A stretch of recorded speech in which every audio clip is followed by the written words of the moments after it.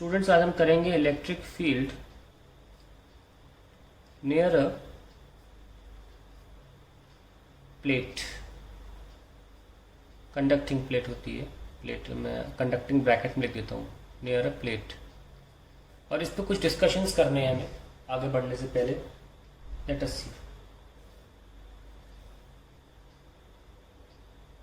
ये हमने इसको चार्ज दिया होगा तो चार्ज बराबर बराबर आजू बाजू बढ़ जाता है, तो पता ही है आप लोग को। तो हमें इलेक्ट्रिक फील्ड निकालनी है, उसके लिए हम गॉस थ्योरम का इस्तेमाल करते हैं और यहाँ धस देते हैं एक सिलेंडर को ऐसे, छोटा सा area. This is D Q, charge inside it, और this charge obviously going to give out electric field in perpendicular direction because it's a conductor. Electric field is always perpendicular to the conductor. तो अब इसको हम बाहर भी निकाल सकते हैं, अलग से दिखाना होगा गॉसियन सरफेस। तो यहाँ पे हमने थोड़ा सा चार्ज ले लिया D Q, the area is D S, and let's write the formula. E D S is equals to D Q by epsilon. So electric field आ जाती है हमारी D Q by D S into epsilon, that is sigma by epsilon. So electric field जो हमारी आई, बहुत ध्यान सुनना, कोई वजह है कि मैं इस टॉपिक को फिर से उठा रहा हूँ, फिर से नहीं उठा रहा हूँ एक्चुअली, इस टॉपिक को जो शुरू कर रहा हूँ वो थोड़ा रिपीटेड है। हमने इलेक्ट्रिक फील्ड निकाली किसी भी पॉइंट पी पर, मान लो ये पॉइंट है जहाँ पे हमें निकालनी होती, वहीं तक हम गॉसियन सरफेस बनाते भी हैं। इस पी पर हमने इलेक्ट्रिक फील्ड निकाली और निकल के आई सिग्मा बाय एप्सिलॉन। अब एक बहुत बड़ी मिसकंसेप्शन हो जाती है लोगों में गॉस थ्योरम को समझने में, ये समझने में कि हमने बहुत क्लियरली समझाया भी था कि गॉस थ्योरम में जो इलेक्ट्रिक फील्ड होती है फॉर्मूले में, गॉस थ्योरम के फॉर्मूले में जो इलेक्ट्रिक फील्ड होती है वो सिर्फ एंक्लोज चार्जेस की वजह से नहीं होती, वो हमें सारे चार्जेस के बारे में जो उस गॉसियन सरफेस के अंदर बंद है वो भी, और उसके अलावा जो बाहर कहीं पे भी है, उनको मिला के इलेक्ट्रिक फील्ड देता है। यानी कि जो इलेक्ट्रिक फील्ड हमें निकल के आई है ना, ये इस चार्ज की वजह से भी आई, और इस चार्ज की वजह से तो आई ही है, ये भी चार्ज और ये भी चार्ज। गॉसियन सरफेस में नहीं था ये चार्ज, अग्री, पर इलेक्ट्रिक फील्ड हमेशा जितने भी चार्ज है सराउंडिंग में सबकी वजह से आती है। तो electric field sigma by epsilon क्या हुई? It is the electric field due to all the charges on the conductor, all the charges on the conductor। ये बहुत इंपॉर्टेंट पॉइंट है। जैसे देख, एक फेस की तरफ चार्ज नहीं है, और क्योंकि दोनों फेसेस पर बराबर बराबर चार्ज बटेगा, दोनों फेसेस पर, ये बहुत ऑब्वियस बात है, क्योंकि म्यूचुअल रिपल्शन की वजह से सारे चार्जेस इक्वी डिस्टेंट होंगी। तो अगर जबरदस्ती किसी एक फेस की वजह से निकालना है, सिर्फ एक तरफ की फेस पे निकालना है, तो बट नेचुरल बात है कि it will be half of that. So one side पे अगर आपको सिर्फ आधे फेस पे निकालना है तो it will obviously be sigma by 2 epsilon. So sigma by 2 epsilon will be the electric field due to just one side of charge, not the entire. Okay, अब हम इसको अलग तरीके से भी देख सकते हैं। अगर गॉस थ्योरम की जगह देखें तो देखिए क्या होता है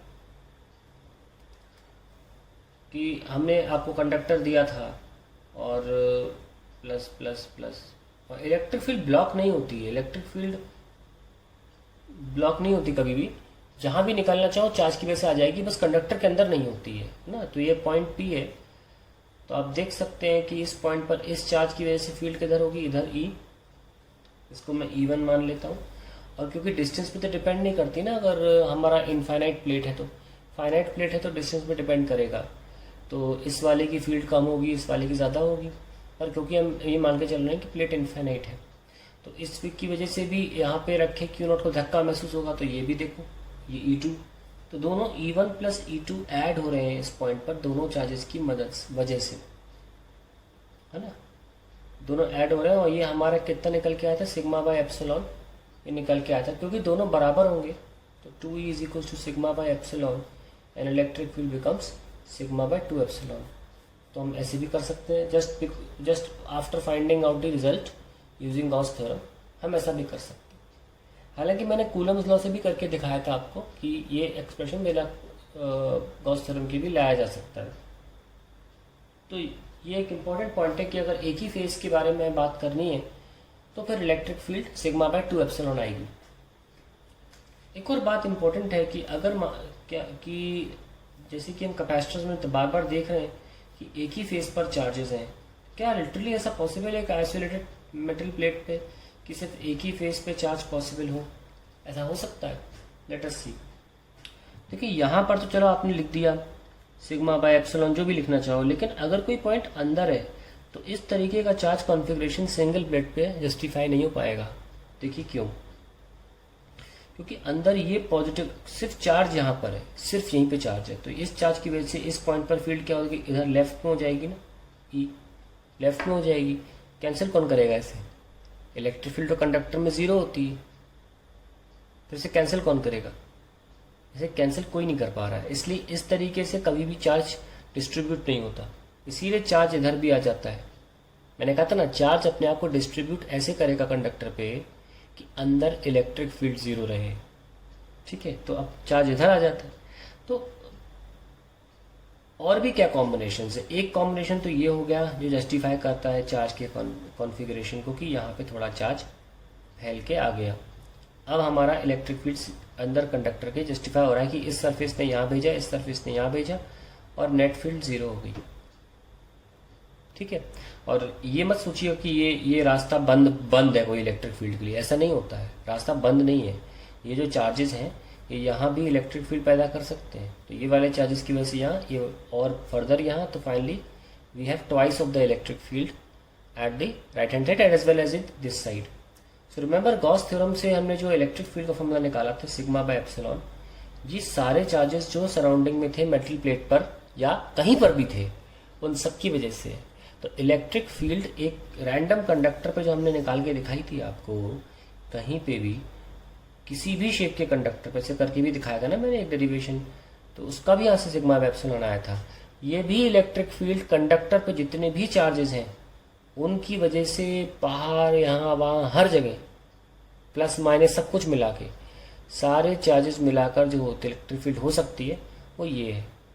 तो कंडक्टर पे जब भी आप इलेक्ट्रिक फील्ड निकालेंगे तो वो सारे चार्जेस की वजह से होगी, सिर्फ एक तरफ के चार्जेस की वजह से नहीं होगी। पॉइंट ध्यान में रखना। अब हम क्या कर रहे हैं, एक और कॉम्बिनेशन पॉसिबल है जो जस्टिफाई करेंगे हमारे चार्ज कॉन्फ़िगरेशन को। अगर आप फिर भी चाहते हैं कि आपकी इलेक्ट्रिक फील्ड सिर्फ एक तरफ रहे तो वो तभी पॉसिबल है जब आप इसका कॉम्बिनेशन एक ऐसी प्लेट के साथ करें जिसके पास माइनस साइन भी हो। ये लीजिए, ये तभी पॉसिबल है इस जब आप एक ऐसी प्लेट ले लें जिसके इधर माइनस साइन हो, तो भी हो जाएगा ये जस्टिफाई। कैसे? ये पॉइंट ले लीजिए, तो इन पॉजिटिव चार्ज की वजह से फील्ड किधर होगी? लेफ्ट में, और इन नेगेटिव चार्ज की वजह से फील्ड नेगेटिव की तरफ जाती है ना, इधर हो जाएगी, तो फील्ड जीरो साबित हो गई ना।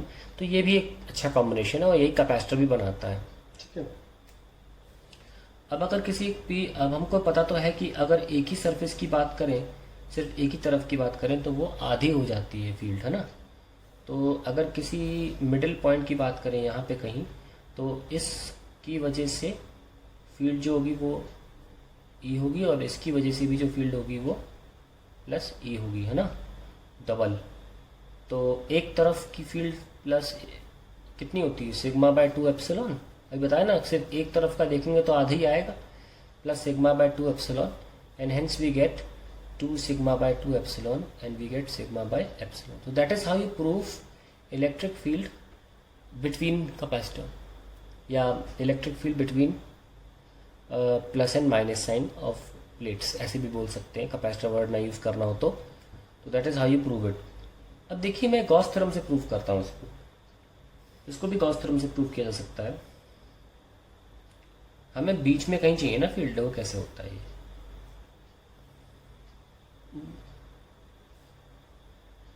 यहाँ पे प्लस सिग्मा ले लिया, यहाँ माइनस सिग्मा है। ठीक है, तो एक हमने एक गॉसियन सरफेस बनाया और इनक्लोज कर दिया। तो ये एरिया ds ले लेते हैं और ये चार्ज dq। तो कितना आया हमारे पास? Electric field into ds is equals to dq by epsilon. इस गॉसियन सरफेस के अंदर चार्ज डी क्यू है, तो इलेक्ट्रिक फील्ड क्या आई, D Q by D S into epsilon, sigma by epsilon. तो दो होने के बावजूद भी देखो आंसर क्यों आ रहा है, क्योंकि गॉसियन सरफेस ऑटोमेटिकली सारे चार्जेस को इंक्लूड कर लेता है। ये इसने माइनस को इंक्लूड कर लिया पहले ही, देखो सिग्मा बाई एप्सिलॉन आ गया। अभी देखिए मैं इसको एक्सटेंड करता हूँ, अब मैं यहाँ पे ले जाऊँगा, कोई पॉइंट होगा जो राइट साइड होगा इन प्लेट्स के,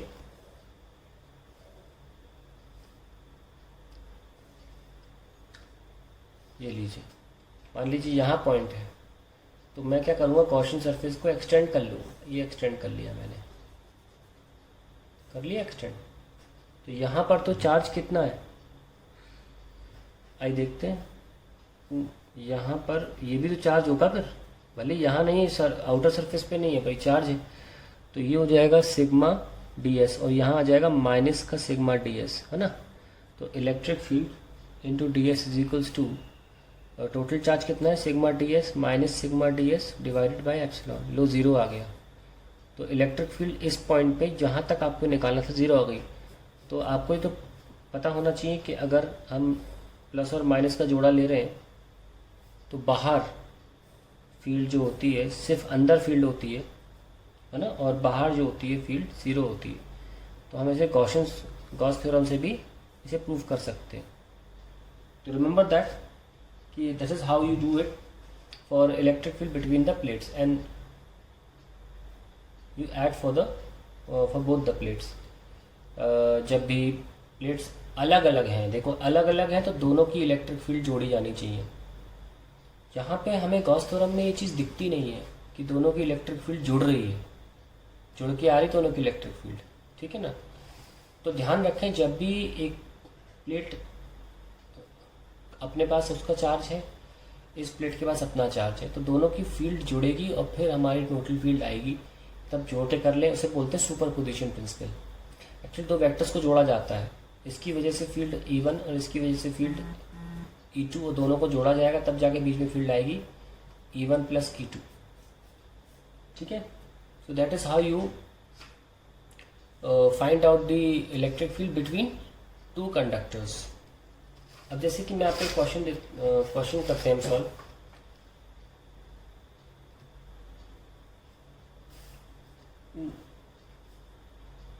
electric field due to a wire capacitor.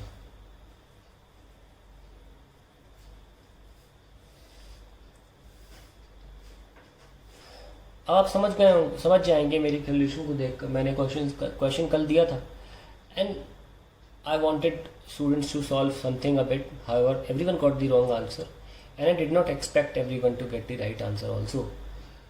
तो देखते हैं कि exactly कैसे करना था इसको।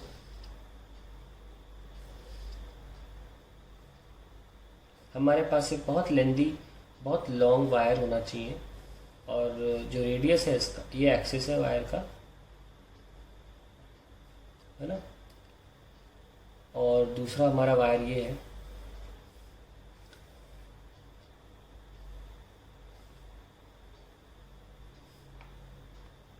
तो दोनों बिल्कुल अलग हैं, ये कंडक्टर्स जो हैं बिल्कुल अलग अलग हैं।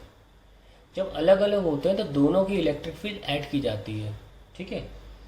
तो इसका भी रेडियस R है और इनके बीच की दूरी जो है वो d दे रखी है। तो कहीं पर भी यहाँ से हम देख सकते हैं, यहाँ पे एक इलेक्ट्रिक फील्ड है E, x की दूरी पर मान लीजिए ले ली हमने इलेक्ट्रिक फील्ड E। अभी E कैसे होगा, मैंने कल बोला था वीडियो के लेक्चर में, जो आप अगर आप E लिख पाएंगे तो आप कर पाएंगे। तो पहले सॉल्व करके देखते हैं इसको कैसे करना है। कैपेसिटेंस होता है Q upon delta V, where delta V can be solve by minus of integration of E dx। I'm not making any dot, ये बस मल्टीप्लाई, क्योंकि ऑलरेडी x की दिशा में ही E है। अभी E लिखेंगे ऐसे। आपने भी पैरेलल प्लेट कैपेसिटर देखा जो एक दूसरे को घेरे हुए नहीं थे, अलग अलग थे, ठीक है। जब अलग अलग होते हैं तो हम दोनों प्लेट्स की E को ऐड करते हैं, दोनों ही प्लेट्स की E को ऐड करते हैं, और अगर नहीं भी करते हैं, गॉस थ्योरम से भी निकालते हैं, तो सामने वाले का चार्ज मिला के इलेक्ट्रिक फील्ड आती है, ठीक है।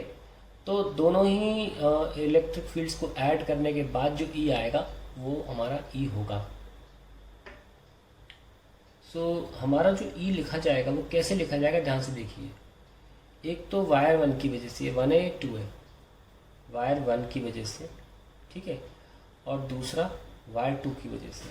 तो जो लोगों ने सोल्यूशन भेजा उसमें दोनों वायर की इलेक्ट्रिक फील्ड उन्होंने ऐड नहीं की थी, नहीं अच्छी प्रॉपर। ये प्लस लैम्डा चार्ज डेंसिटी वाली है, ये माइनस लैम्डा चार्ज डेंसिटी वाली है, you will have to add the two. तो इसको लिख लेते हैं 2k लैम्डा बाई एक्स, क्योंकि इस वाले से x की दूरी पर है ना। और हम सेंटर से इसलिए लेते हैं क्योंकि बहुत लेंदी वायर है और इसके सामने रेडियस बहुत छोटा है। दूसरी बात, ये जो चार्ज इस पर है ये अज्यूम किया जा रहा है due to symmetry that it is concentrated at the axis of the wire, so we take it from the centre. Now ऐसा हमने हर जगह किया है। आप अगर डेरिवेशन भी करते हैं तो ऑटोमेटिकली ये सेंटर से ही गिनकर आता है। आप लाइन चार्ज का डेरिवेशन किए हैं तो उसमें जो डेरिवेशन निकल के आया गॉस थ्योरम में, उसमें जो डिस्टेंस x ली जा x एंड में निकली वो सेंटर से काउंट हो रही थी। ऑटोमेटिकली डेरिवेशन का एंड रिजल्ट में जो डिस्टेंस निकल के आई वो सेंटर से काउंट हो रही थी, ठीक है। नाउ अगर सिलेंडर की बात करें तो, और अब बात ही E2 की आती है। इसके पास माइनस चार्ज है ना, माइनस लैम्डा वाला। So we'll write 2k minus lambda. I not write minus lambda because plus की वजह से भी फील्ड अगर यहाँ पे क्यू नॉट रखा जाए तो राइट साइड है, और माइनस की वजह से भी फील्ड क्योंकि इसकी तरफ आएगी माइनस, वो भी उसी डायरेक्शन में। सो वी डोंट राइट, उनको बताया भी है इलेक्ट्रिक फील्ड या फोर्स निकालते वक्त आप साइंस नहीं रखते हैं, आप डायरेक्शन को ध्यान में रखते हैं। तो प्लस चार्ज की वजह से भी राइट साइड जाएगा और माइनस चार्ज की वजह से भी राइट साइड जाएगा, दोनों ऐड हो जाएंगी 2k लैम्डा। और यहाँ से दूरी कितनी ली जाएगी, ये वाली दूरी कितनी ली जाएगी, d माइनस एक्स ना, क्योंकि यहाँ से ले रहे हैं, ये पूरा d है तो हम तो x तो काउंट कर ही चुके, तो d माइनस एक्स लिया जाएगा। So it will be d minus x, that will be the final expression of electric field. This electric field has to be integrated over the limits where electric field exists. ये तो सिर्फ फॉर्मूले लिखे हैं, पर electric field जिस reason में exist करती है लिमिट वही रखी जाएगी। So let's put it in the formula, that is minus 2k lambda by x plus 2k lambda upon d minus x multiply by dx। और लिमिट कैसे रखी जाएगी हम बता चुके हैं आपको कि ये कंडक्टर्स हैं, इनके अंदर फील्ड तो हो नहीं सकती है ना, इनके अंदर फील्ड नहीं हो सकती। तो यहाँ से गिन रहे हो ना, तो r से यहाँ इतना कितना है, r से d माइनस आर तक, यहाँ से काउंट कर रहे हैं ना d माइनस आर तक। सो विल राइट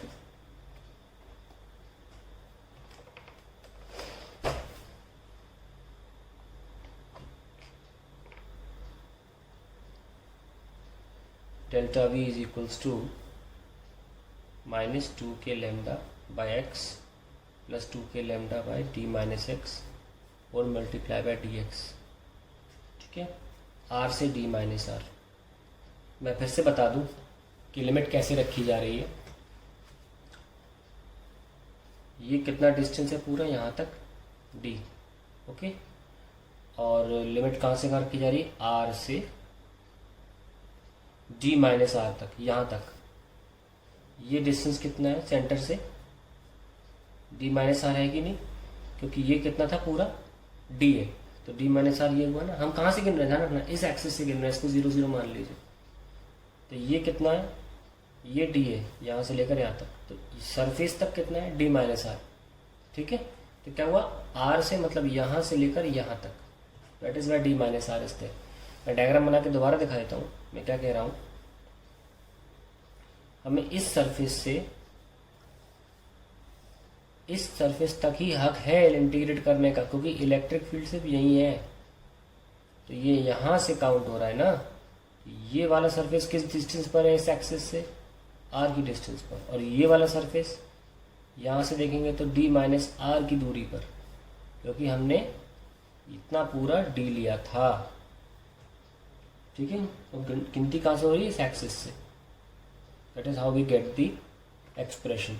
अब सारा काम सिर्फ हमारा इंटीग्रेशन का बच जाता है। बहुत सिंपल इंटीग्रेशन है। हम 2k लैम्डा कॉमन ले सकते हैं, माइनस साइन समेत ले लो। अब मैं मॉड वॉड नहीं लगा रहा, देखा जाएगा जब होगा, ठीक है। बस तुरंत सॉल्व कर दो इसको। 1/x का क्या हो जाएगा? log x, okay. और 1/d माइनस एक्स का होगा plus log of d minus X, और माइनस एक्स का क्या होगा? -1, और ख़त्म r से d minus r, okay. So we have delta v is equals to minus का 2k lambda log of x minus log of d minus X, r से d minus r। Delta v is -2k lambda and log of x upon d minus X, r से d minus r। And then we have delta v is equals to, हम चाहे तो minus sign पलट दे सकते हैं, पलट देते हैं, अंदर ले जाते हैं minus sign, log of d minus X upon X, r से d माइनस r। सो अभी यहाँ तक हम पहुँच गए। हमें इसको सॉल्व करना है, वैल्यूज़ डालनी है। वैल्यूज़ डालते हैं।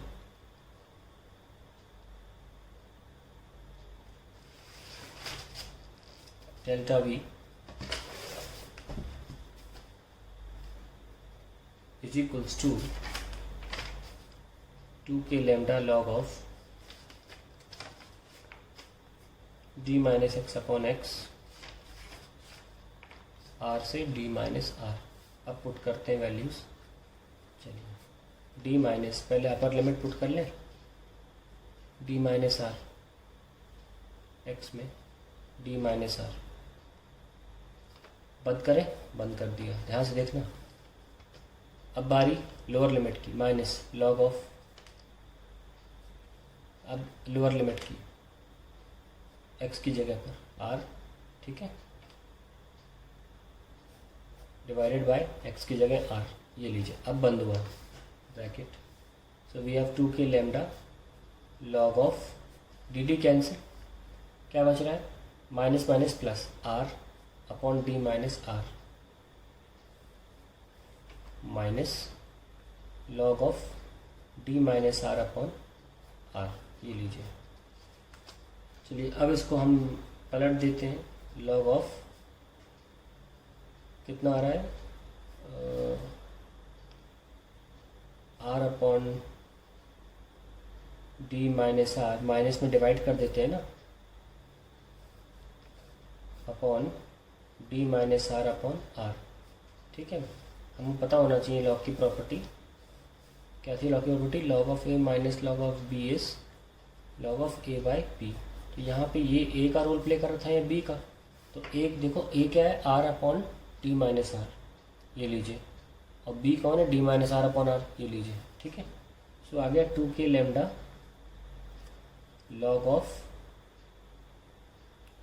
r square upon d minus r square. तो स्क्वायर, तो ये स्क्वायर चाहे तो एक बार में ही लिख लो, ऐसे ना, ऐसे ये लिख लो, तो ये 2 सामने आ जाएगा। तो I get 4k lambda log of r upon d minus r। So that is the delta v we have. So now we have delta v is equals to 4k lambda log of r upon d minus r. अब इससे पहले कि हम इसको denominator में रखें, we should check this quantity is negative positive. 4k lambda सब positive है, log ऑफ, क्योंकि हम लैम्डा भी पॉजिटिव ही लिया था, डायरेक्शन से दिखा दिए थे। अब ये ब्रैकेट जो देख रहे हैं इसमें r जो है वो छोटा है d माइनस r से, है ना। तो r upon d minus r क्या होगा? 1 से कम आएगा। और log of any number less than 1 is negative. तो ये एक्सप्रेशन यूज नहीं कर सकते यहाँ पे आप। पॉजिटिव के लिए क्या करोगे आप? 4k lambda log of d minus by r, क्योंकि हम ऐसे दिखाता हूँ। नेगेटिव का मतलब ये हुआ कि ये जो क्वांटिटी है, ये वायर कैपेसिटर था ना,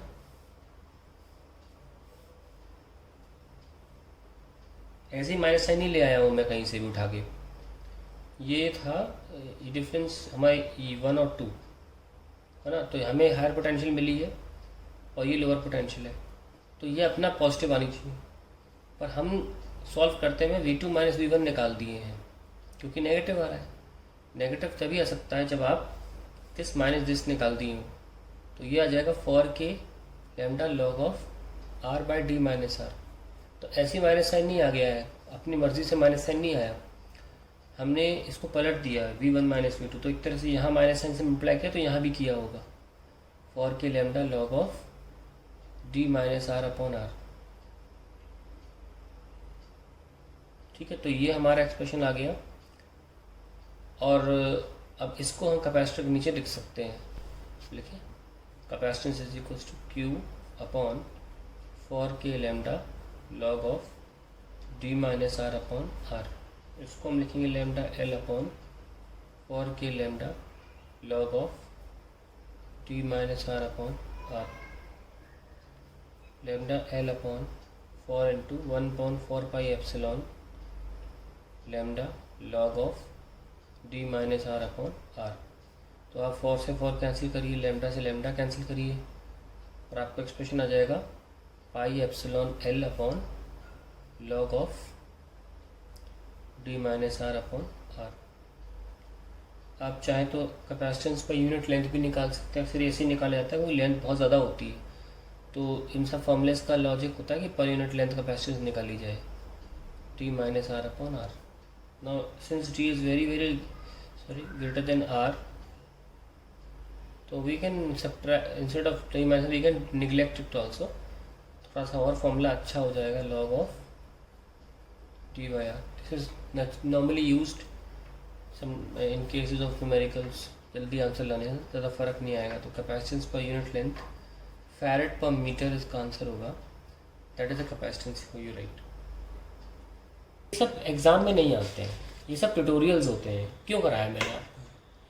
मैंने बस इसलिए कराया कि आप ये इलेक्ट्रिक फील्ड लिखना सीखें, आप ये इलेक्ट्रिक फील्ड लिखना सीखें। ठीक है, इसकी अपनी इलेक्ट्रिक फील्ड है इस रीजन में, इस रीजन में अपनी एक इलेक्ट्रिक फील्ड है, क्योंकि चार्ज हर जगह और ये इसको घेरे हुए नहीं है। अगर आप स्फेरिकल कैपेसिटर में देखें या कॉन्सेंट्रिक सिलेंड्रिकल कैपेसिटर्स में देखें तो वो एक दूसरे को घेरे हुए थे, यस और नो। और दोनों मिलके मतलब जो बाहरी हमारा आउटर स्फेरिकल कैपेसिटर में स्फेयर है, उसकी वजह से अंदर फील्ड नहीं हो सकती थी। तो वो जो फील्ड थी वो सिर्फ अंदर के प्लस क्यू चार्ज की वजह से थी। हम दिखाते हैं आपको, अगर बात करें हम उसकी, इन कैपेसिटर्स की बात करें, जैसे सिलेंड्रिकल कैपेसिटर है, तो ये जो इलेक्ट्रिक फील्ड है ना, ये जो क्योंकि ये घेरे हुए हैं अंदर, ये सिर्फ इस चार्ज की वजह से है। जब भी अंदर से अंदर बंद रहेगा, अगर आप इसको इंटीग्रेशन से करेंगे तो आप सिर्फ इसको ही लेंगे, इसी इलेक्ट्रिक फील्ड को लेंगे जो सिलेंडर की होती है। और ऐसे ही आप स्फेरिकल की बात कर रहे हैं तो उसमें भी जो इलेक्ट्रिक फील्ड है वो सिर्फ इस चार्ज की वजह से, प्लस क्यू चार्ज की वजह से, है ना। तो देखिए मैं इनको करके दिखा रहा हूँ, जैसे कि हमने तो सीधे पोटेंशियल लिखी थी, अगर हम स्फेरिकल कैपेसिटर लिखना चाहते हैं, देखो ये स्फेरिकल कैपेसिटर है, ये लीजिए, ये प्लस है ना और ये माइनस, ये मान लीजिए रेडियस ए है और ये रेडियस बी है, ऐसी कुछ था ना। मैं पोटेंशियल डिफरेंस से नहीं कर रहा, मैं इंटीग्रेशन से करूँगा, क्यू अपॉन डेल्टा वी। तो डेल्टा वी क्या था, माइनस का E D R. Now what is the electric field for inner sphere? कैसे लिखोगे आप इलेक्ट्रिक फील्ड एक कंडक्टर के लिए? कैसे लिखते हो? के क्यू चार्ज है ना अपॉन, कहीं भी ले लो, बिटवीन द टू रिंग्स, जैसे बिटवीन लेते हैं ना, ताकि फिर हम इसे ए से बी तक इंटीग्रेट कर लें, K Q by R square D R. अब बताइए क्या मैंने माइनस सरफेस के लिए इलेक्ट्रिक फील्ड लिखी? नहीं लिखी। जब भी कॉन्सेंट्रिक होंगे ना, सिलेंडर हो चाहे स्फेरिकल हो, जो इलेक्ट्रिक फील्ड ली जाती है वो केवल इनर स्फीयर की वजह से ली जाती है, क्योंकि आउटर वाले की वजह से इलेक्ट्रिक फील्ड कभी अंदर नहीं होती। ये बात का ध्यान रखिएगा, ठीक है। तो पैरेलल प्लेट कैपेसिटर में भी हमने क्या किया, दोनों प्लेट्स की इलेक्ट्रिक फील्ड मायने रखी थी, ऐड की है, उसके बाद आया sigma by epsilon. Similarly wired capacitors में भी क्या हुआ, दोनों वायर्स की वजह से इलेक्ट्रिक फील्ड को ऐड किया। अब ले लीजिए आप ए से बी, बिल्कुल वही आंसर आएगा जो पहले आया था पोटेंशियल डिफरेंस लिखकर, के क्यू, ये माइनस साइन बाहर रहने दीजिए, और इंटीग्रेशन 1/r² क्या होता है, -1/r ए से बी। सो डेल्टा वी आ गया, माइनस माइनस आप कैंसिल कर दो, Q 1/r A to B. Okay, so delta V आ गया के क्यू 1/b -1/a, ये आपका डेल्टा वी आ गया। अब नोटिस कर लीजिए कि पॉजिटिव है कि नेगेटिव है, हमें तो पॉजिटिव वाला रखना है क्योंकि हम चाहते हैं कि हमेशा ये वाली प्लेट माइनस ये वाली प्लेट हो। तो चेक कर लेते हैं, हमारा जो b है वो ग्रेटर देन a है, तो 1/b क्या होगा, लेस देन 1/a होगा। तो ये भले नेगेटिव आ रहा है तो हमें ये नहीं चाहिए, हमें क्या चाहिए, पॉजिटिव टर्म चाहिए। तो हम ये ना लेकर क्या लेंगे, के क्यू 1/a -1/b, ये आ गया हमारा। ठीक है, इसको हम यहाँ रख सकते हैं, capacitance Q upon K Q 1/a -1/b, Q Q cancel, और 1/q पर चला जाएगा तो 4πε upon 1/a -1/b। So we'll get 4πε ab upon b minus A. अब ज़रा हम उस एक्सप्रेशन को देखते हैं कि क्या आया था, लेट अस सी वो एक्सप्रेशन क्या आया था। ये लीजिए, सेम आया ना, b माइनस ए, है ना, और पोटेंशियल डिफरेंस से किया था, ये हमने इंटीग्रेशन से किया। तो याद रखिएगा कि जब अलग अलग होंगे, जुदा होंगे, तो फिर हमें ध्यान रखना है कि जो इलेक्ट्रिक फील्ड है वो दोनों की ऐड होगी। और जब ये कॉन्सेंट्रिक होंगे, चाहे सिलेंडर के मामले में हो या चाहे स्फेरिकल कैपेसिटर के मामले में हो, इसमें अंदर की चार्ज की वजह से होगा। मैं एक हल्का सा आपको एक स्टेटमेंट रीड करवाता हूँ बुक से, ये भी देखिए इंपॉर्टेंट है कि आप बुक से भी एक स्टेटमेंट में आपको रीड कराऊँ, आपको अच्छा लगेगा देखकर। ये देखिए आप, ये हमारा देखिए स्फेरिकल कैपेसिटर है, और देखिए क्या लाइन लिखी हुई है, द इलेक्ट्रिक फील्ड इंटेंसिटी, देखिए electric field intensity in the region between A and B is due to the plus charge on the inner sphere. देखा आपने, यही लाइन आपको अब देखिए इसमें मिलेगी। ये भी देखो सिलेंड्रिकल कैपेसिटर है, the electric field intensity in the region between the two cylinders is due to the positive charge on the inner cylinder and is given by this. तो आप देख सकते हैं जब भी कॉन्सेंट्रिक होगा हमेशा जो फील्ड होगी वो ऐसी आएगी। और अगर मुझे यहाँ पे एक पैरेलल प्लेट मिल जाए तो उसमें भी देख लेते हैं। पैरेलल प्लेट कैपेसिटर में देखें तो ये देखिए, ये अलग अलग है। अब ये किताब की लेवल के बियॉन्ड है कि इसमें वायर कैपेसिटर मिल जाए, पर हम पैरेलल कैपेसिटर में देख सकते हैं वही सेम कॉन्सेप्ट यूज हो रहा है। क्या लिखा है, at any point P inside the plates. देखो any point P inside the plates क्या बोला जा रहा है, थोड़ा मैग्नीफाई करता हूँ, अब दिख रहा होगा। ठीक है, क्या लिखा है, at any point P inside the plates the electric field due to two sheets will have the same magnitudes and the same direction and therefore the resultant intensity, ये लाइन इंपॉर्टेंट नहीं थी, ये लाइन देखो, the resultant intensity is addition of two, ये देखो addition of two, E1 plus E2, आधी आधी add की पूरी बन गई। तो इस तरीके से हम ध्यान रखें कि अगर हमें इंडिविजुअल अलग अलग दे रखे हैं तो हमें कैसे करना है। और मैं आपको दोबारा अब परेशान नहीं करूँगा, मुझे लगता है आप परेशान होगा बेचारे वायर कैपेसिटर में, लेकिन एक बढ़िया सा कैपेसिटर देता हूँ, ये आप ट्राई करिए। ये सिंपल होगा कि हम दो स्फीयर्स ले रहे हैं। मेरे पास एक क्वेश्चन है, मेरी अपनी किताब है, उसमें बहुत सारे क्वेश्चन का कलेक्शन है, मैं आपको दिखाता भी हूँ। मेरी किताब है, ये बहुत पुरानी, ये पूरी सिर्फ छोटा कर दूँ पहले।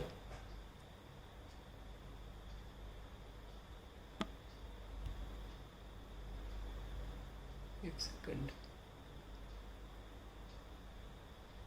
हाँ ठीक है।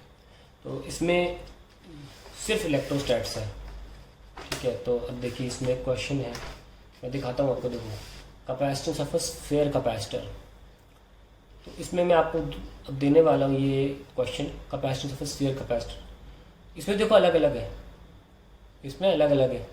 अब देखिए इसमें आपको दोनों की इलेक्ट्रिक फील्ड जोड़नी होगी, और instead of that you can simply do the potential difference से करें। मैं आपको दे देता हूँ क्वेश्चन करने के लिए। आप लोग ट्राई करिएगा। क्वेश्चन है कि ये हमारा रेडियस ए है और प्लस क्यू चार्ज यहाँ है, और दूसरी बॉल है और इसका रेडियस हमारा बी है और माइनस क्यू चार्ज है यहाँ, ठीक है। तो और इनके बीच में जो लेंथ है काफ़ी ज़्यादा है, जो लेंथ है वो काफ़ी ज़्यादा है ए और बी दोनों से, ठीक है। तो हमको क्या निकालना, हमको कैपेसिटेंस निकालनी इस तरीके से। तो कोई भी दो कंडक्टर आजू बाजू रखे हो कैपेसिटेंस आ जाती है। वो कैपेसिटेंस हमेशा उस रीजन की होती है जिसमें इलेक्ट्रिक फील्ड है, ठीक है ना। तो वो तो इलेक्ट्रिक फील्ड आई जाएगी ऐसे। तो कैपेसिटेंस क्या निकालनी, क्यू बाई डेल्टा वी। कुछ नहीं करना है, simply V A minus V B करिए, आपका एक फाइनल आंसर आ जाएगा। लिखिए, दिखाइए मुझे क्या आंसर है और रखिए अपने पास, ठीक है। उसको ट्राई करिएगा।